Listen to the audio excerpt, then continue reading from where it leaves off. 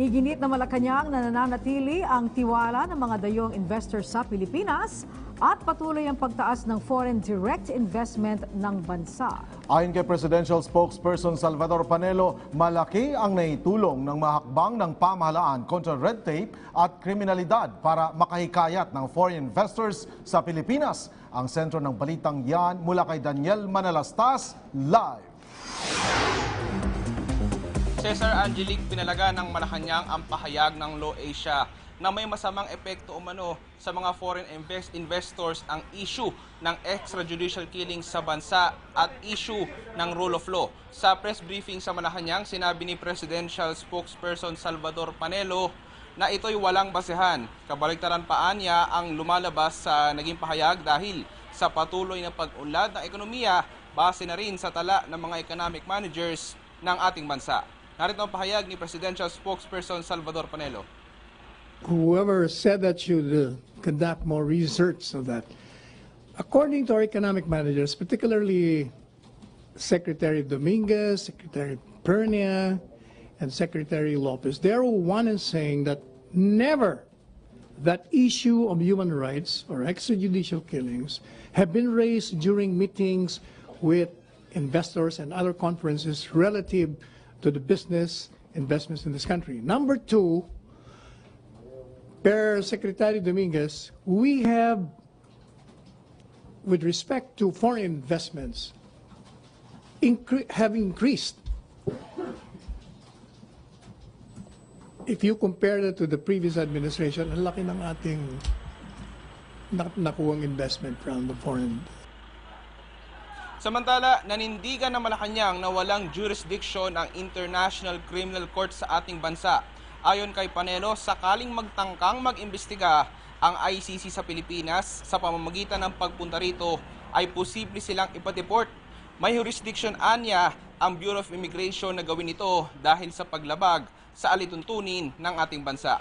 Narito muli si Secretary Panelo. Smile at them and tell them nicely, you can't do it here. If you persist, you will be deported. Because you will be violating certain immigration. Yun kagad ang tinatanong pagpasok mo, what is your business here? All immigration officials in other countries of the world ask that. Pag namatulog na lang sila. Samantala, anumang araw ngayong linggo ay lalabas na ng Malacanang ang isang executive order galing kay Pangulong Rodrigo Duterte para tugunan ang nangyaring krisis sa tubig. Nanindigan din ng palasyo na posibleng hindi totoo ang krisis sa tubig, bagkus ay kapabayaan lang ng Manila Water at MWSS. Tutol din ng palasyo sa pagbuo ng Department of Water sapagkat nagagawa ng paraan ayon kay Panelo ang problema sa supply ng tubig. Narito muli ang pahayag ng tagapagsalita ng Pangulo. But right now, it's the the appropriate agency is responding to it. We have almost 90%. Kung bagay, pwede naman pala. Yun nga sinasabi natin eh. Mukhang wala namang talagang shortage. It's pure inefficiency, mismanagement on the part of Manila Waters.